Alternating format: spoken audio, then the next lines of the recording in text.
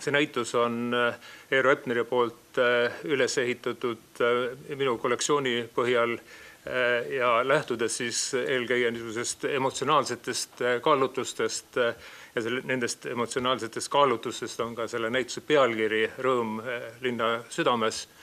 Ja valik on siis langenud nendele töödele, kus siis edastatakse läbi värvide seda rõõmu.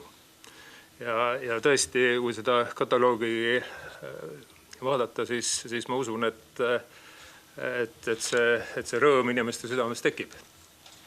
Näitusel on väljas 36 tööd 19 autorilt ja kõige tuntumad nimed ehk nimetan meie kunsti suurkujud Konrad Mägi, Ants Laikmaa, Nikolai Triik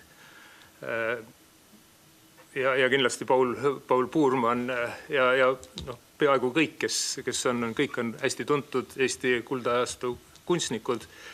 Ja see on tore leid, et seda näitust siis tunnustööna saadab Paul Puurmanni 1916. aasta töö Raekoja plats, et õige töö õiges kohas.